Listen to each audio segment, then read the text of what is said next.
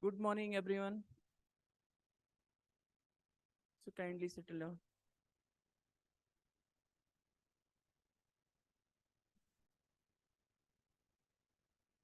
So already we have discussed a lot about new initiatives, new tech initiatives of Ministry of Agriculture. Dr. Murthy sir has also spoken about Ms. Ruchika ma'am. And again, the same flavor in new bottle. Few new tech initiatives that includes initiatives of Pradhan Mantri Fasal Bima Yojana and few other technological initiatives of digital agriculture. So, in Pradhan Mantri Fasal Bima Yojana, as we sorry, so as we all aware, this new crop insurance scheme, Pradhan Mantri Fasal Bima Yojana, has been conceptualized with the base of some innovative solutions, basically digital agriculture, and launched in 2016. Wherein the major beauty of this scheme is this is the first time wherein the technology was proposed in any of the operational program of the government of India, especially in yield estimation, loss assessment, and moral hazards related issues. So, this scheme was launched in 2016. When new India government has initiated these steps, many technological interventions has been made after the inception of this scheme in 2017. A lot of SOPs has been envisaged for technology based yield estimation, as Murthy sir has pointed out in his presentation. SOPs for selection of this smart sampling procedure has been researched and implemented in the scheme, because crop insurance is, this PM-FBY is basically a yield based index insurance. So wherein crop cutting experiment is the basis of this yield index. Uh, the the selection of this crop cutting experiment is, of course, is very challenging task, and conducting is another difficult task for entire this stakeholder, be it is state government, stakeholder, central government, and any of the insurance companies. So government of India has thought up to bring some kind of technological solutions into the system that reduce the issues of moral hazards, that basically be a kind of transparent system wherein all the stakeholder can believe, and since it is related to some monetary scheme, let's say related to insurance scheme, so the system, as long as transparent, then only the farmer and other stakeholder would get more belief on the system. So considering all these steps, government of India has initiated uh, big pilot studies by taking various private and government institutes, and this wherein large scale this technology has been tested for paddy and wheat crop, and finally bring the solution for this technology based yield estimation into the systems. In 2013, 2023, again, three prong technology solutions has been bringed out by your new director, Dr. C.S. Murthy sir. This technology is related to, one is the yield estimation, that is yes tech, and second is the major technological intervention in the system is augmentation of weather network, that is winds, and third one is related to crop photograph based analysis, that is cropping. So I'll discuss in a forthcoming slide. So yes tech is basically a yield estimation system using technology, wherein the rationale behind the S-Tech is large number of pilot studies has been conducted, large number of these approaches has been tested in variety of the crop in number of the district across the countries. Many of the open source data and some high resolution data and many of the approaches has been used. Apart from that, there are various states who has come with some kind of best practices, as Dr. Moses has pointed out. West Bengal has bring an CHF based approach, and many other states like Maharashtra and Madhya Pradesh has tested some technological solutions into the system. So government of India has taken all this as a rational, that basically forms a rational behind this yes tech program, and we bring this all innovative solution which is already been tested and developed into the system to make this scheme more and more tech incentives. So currently this yes tech is being implemented from this season onward, Kharif season onward, for paddy and wheat crop. This during Kharif, this is for paddy, and Rabi for wheat crop. So what we proposed into yes tech is for ensuing season, 30% weightage would be given to the technology based yield estimates, and 70% is already as conventional process, that is that would be given to the crop cutting experiment. Already government of India has bring brief procedural document, that is yes tech guideline, yes tech manual, that consists of the basic guidelines, how this yes tech procedure would be implemented, what is the role of all the stakeholders, and what would be the criteria, what are the SOPs, and the entire thing has been already briefly discussed. That is already available MNCFC website and government of India's website. So the implementation strategy basically consists of this major four players are in this entire system. uh, MNCFC is, of course, a secretariat which will monitor this entire system. State is one who will, we basically agriculture is the subject of state, so state is one of the major partner in STEC system. Mitra is basically a nominee of government of India, that will be a central government organization and state government organization that will monitor this entire uh, technological intervention in the states, and this all technological interventions will be implemented by the TIP, that is technology implementation partner, that would be a government agencies or private agencies impaneled by the government of India. So this already we have impaneled few agencies, and impanelment process is continues. Already we have initiated a expression of interest for this impanelment of agencies, that is still on. And I think 6th is last date, and we are planning to extend this date for another 2 weeks. So very soon that notification will be issued on our website, MNCFC website.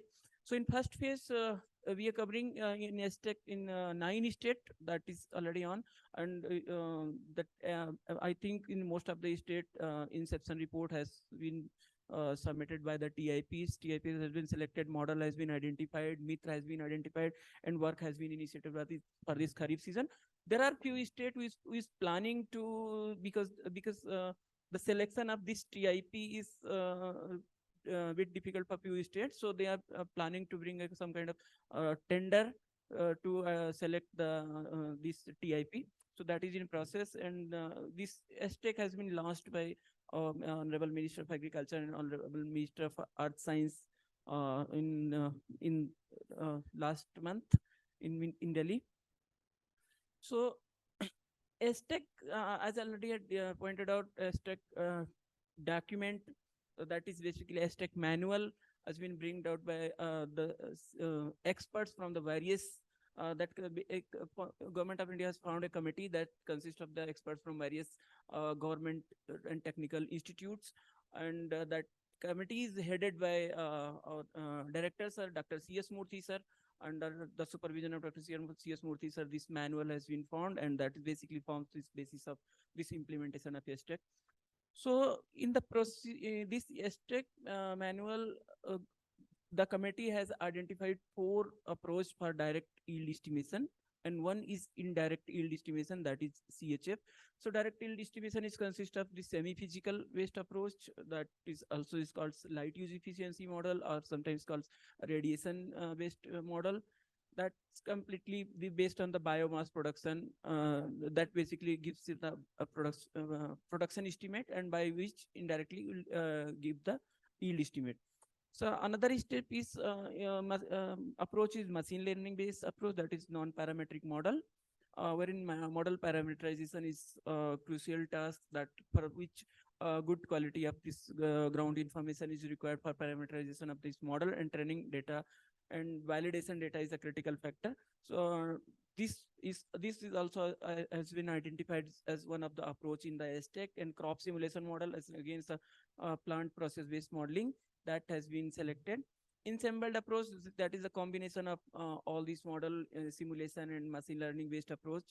And the 5th one is parametric approach, that is being tested by the West Bengal government in last 4 years, and government of India has now has been chosen. This is one of the proven approach and to be the part in the STEC systems. So this entire framework of STEC is given here. So Mitra is the basically mentor, and this entire project would be implemented by the technology implementation partner, that is being basically the government or private agency selected by the state in through tendering process. The second major initiative of the this Pradhan Mantri under Pradhan Mantri Fasal Bima Yojana is winds. Winds is basically augmentation of this weather network, wherein already we have installed large number of weather network across the country, but that data is basically located in either the server wherein there are various agencies who is installed this network. There are many private agencies and few state government. So the data is located in some isolated places, and there are many blocks. There are many administrative units where there is no such kind of establishment is there. So government of India is planning to establish a homogeneous network at for each block one automatic weather station, and for every gram panchayat, every insurance unit, there is one automatic rain gauges. Because of variability of this rainfall parameter, rain gauges is planned at every insurance unit, that is every gram panchayat. So again, as per the system of YesTech, herein also in winds, state is the major implementation partner, will provide this all facility for the installation of this network, and that installation would be done by the winds implementation partner, that is WIP. WIP will be selected through the tendering process, that will install the network, and the data obtained from these network would be taken by the government of India as a rented model, basically in a rented system. So that data would come into the at a wind portal, wherein some kind of checks and balance scrutiny is there. Some quality assurance procedure is there. After this quality checking of this data, that data would be transmitted to the stakeholder that would be used in the this system. So this is a brief about these winds. So you may see here in the presentation, these are the networks already available in the countries. The first figure is the automatic rain gauges, and the second one is automatic weather stations. You see how these networks are skewed across the state. There are few states which has very large number of automatic weather stations. Actually, it's not required, and there are few states which are state like UP and state like Rajasthan. That's a very less number of these automatic rain gauges in weather stations. So to fill these gap, government of India has brings the idea of this winds to augment the network wherever it is not being installed at. So these networks would be installed by the government in support of the government of India. So what the procedure would be, these network would be installed at the designated location provided by the state, identified by the state government. After this the data would be transmitted to through a centralized platform, that is a winds platform that is maintained by the government of India. And after there is a checks and balance QC procedure is applied directly to the portal, when AI based some QC procedure is there. After QC of the data, that data again go to our server. Then from the server, that data would be disseminated to the stakeholder, which is insurance company, state government, and other stakeholder into the system. And that would be used for various purpose, not only for crop insurance. That data would also be used for farmer advisory service, drought related activities, and other scheme of the Ministry of Agriculture. So these are the roles of various stakeholders. I'm not going to read out. So winds portal has already been launched. You may go on PM-FBY.gov.in, and wind section is there. You may access the winds portal. Just click on any of the location, and you'll find the nearby 10-kilometer nearby location located within 10 kilometers of that particular point, and you may see the real-time data that is being pushed into the at the wind portal. And there are many places where this network is not being installed, for which we already have initiated a kind of expression of interest for the installation, selection of agencies, that agencies will install the network at these places wherever it's not been installed. So we are expecting to execute the first phase of winds by end of this year, at least by December. So at least we'll select the agencies, WIPs, and we'll start the work by the end of this year. So another major initiatives into the system, as Sarah pointed out, there is a lot many issues are related to this crop insurance system. One is, of course, the moral hazards related issues. So to tackle all these issues, Government of India is planning to bring a kind of picture-based solutions for this to resolve the issues of course, moral hazards related issues, to issue some kind of advisories, and uh, for other various localized information dissemination. So this picture based, basically we are collecting large number of field photographs through the through our stakeholder from the state government and to our insurance companies in form of CHM, crop health monitoring. That data we are planning, that data could be come at a centralized portal, and wherein some kind of AI based algorithm would run behind that pictures, and that by you from that analytics, that final outcome would be a kind of uh, good quality of the crop map, variety of this what kind of crop is grown at that particular land, what in what situation that crop is, and what various other some kind of localized crop information can we get from this cropping. So the general usage could be basically to generate a good quality crop map, any to diagnose any pest diseases, etc. If any of the localized issues related to nutrition deficiency, crop condition, assessment, etc.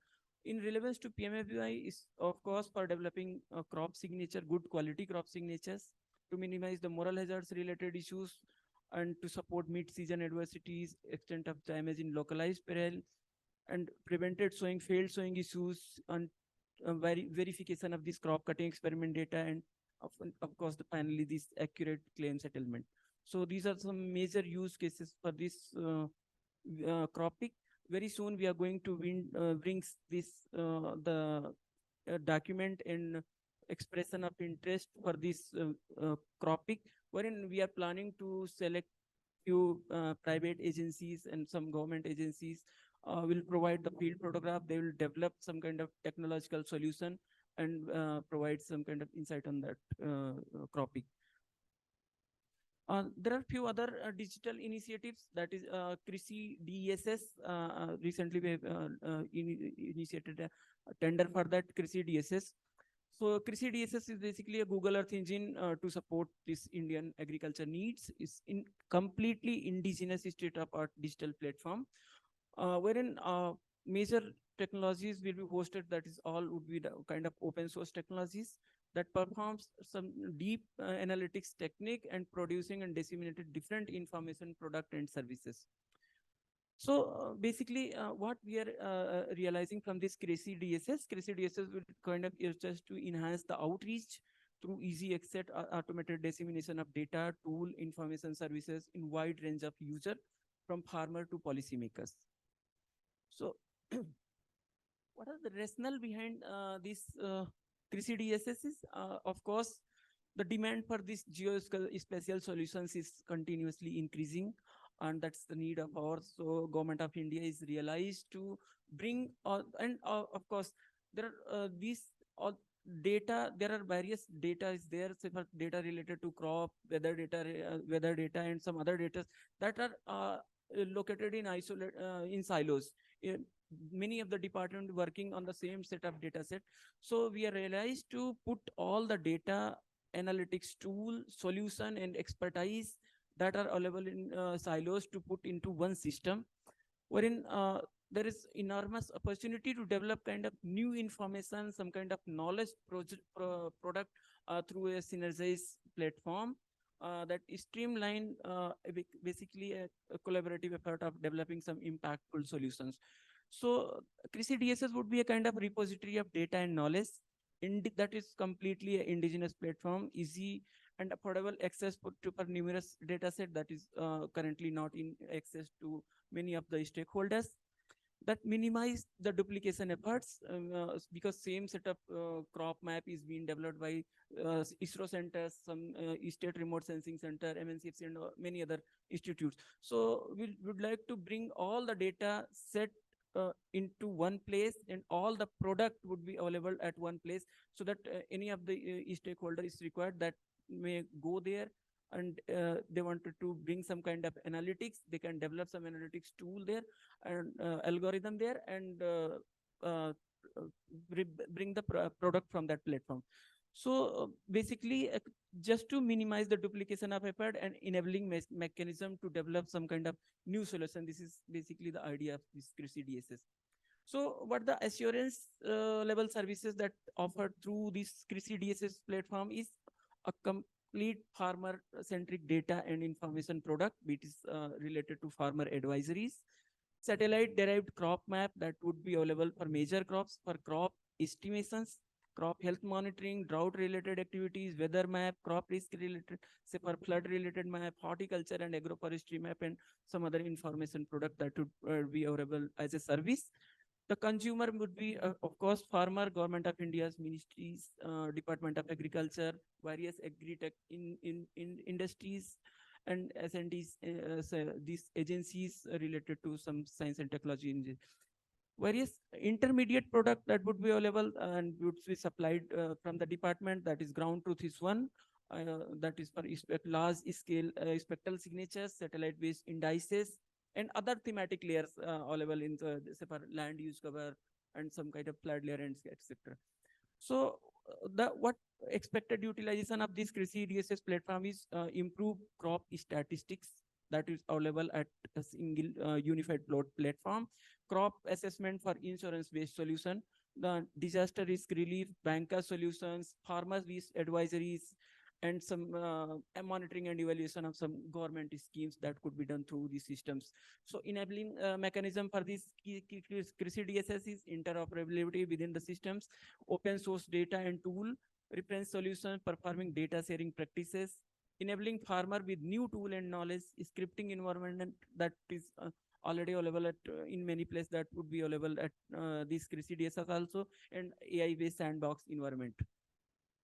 So what kind of data we are realizing? So many of the satellite data, drone data, weather-based data, and large number of this smartphone data is related to ground truth and CCEs that are available, that would be available.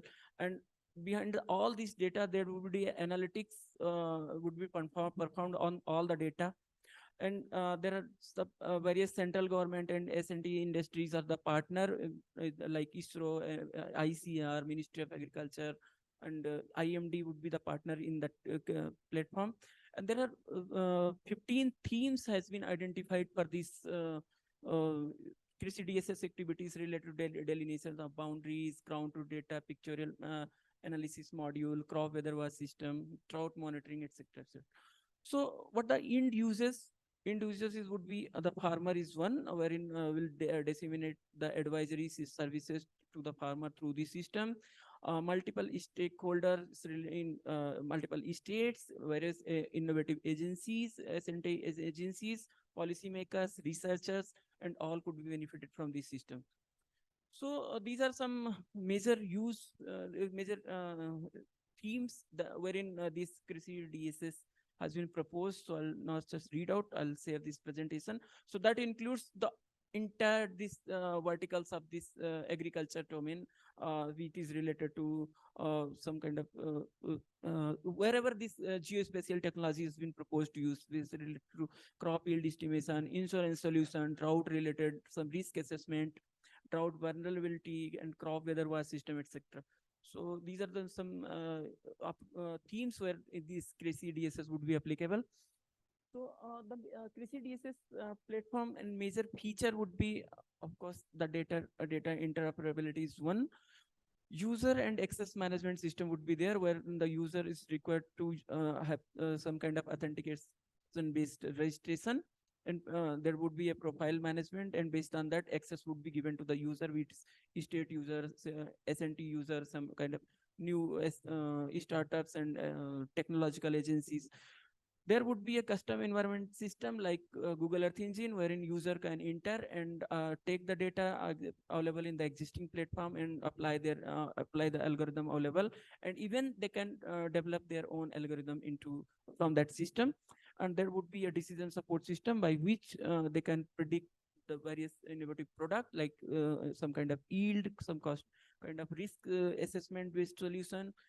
There would be a direct knowledge and resource sharing through this platform, wherein the these innovative practices and the product developed through this platform could be shared directly to the farmer and other beneficiaries. Mobile accessibility would be there, wherein the data could be disseminated and data could be captured through the mobile-based accessibility. Language localization system is there, training capacity building, and of course, the policy support is one of the major for this CDSS. So the what we are realizing, basically it's not exhaustive data. What we are realizing, what kind of data would be available at CDSS. So all kind of administrative boundary start from this village level to up to the state and country level uh, boundaries that is available with Survey of India. Cadastral boundaries, land use, land cover, various scale, 1 into 50,000 scale, 10,000 scale, 1 is to 2, like 50,000 scale, that is already available with various ISRO centers. Various crop related data, crop photograph, ground truth information, growth stages wise, some kind of master data available with the agency departments, crop wise management practices, all these data would be available to that platform. And various hydrological parameter like command area boundary, canal network, metadata, groundwater reservoir, that is available in with the groundwater development board and other central water commission, that would be bring to this system. Various satellite data includes medium resolution to high resolution, some coarse resolution data, and of course the Indian satellite data like RISAT and some few other optical satellite data would be available at this platform. Weather data that already we are planning as winds data would be available, and IMD data that is already available with IMD that could be, and some other satellite derived data also would be available at this platform. That is basically this list is not exhaustive. That could be more, some more data set, and some soil related information like soil texture, soil type, soil depth, and some other soil parameter that is available with SLUCI and NBSSLP could be available with that platform to make use in the some kind of analytical activities. So to showcase all this data, Government of India has invested another platform, that is integrated command control center, when all this data could be hosted and real-time analysis could be displayed to the integrated command control system, wherein easily we can check what the situation is going on at what place, and what is the current situation, and what additional could be done, that could be monitored from the one place from the Government of India level. So this is all about some new initiatives of this crop insurance system and digital agriculture division. And thank you all.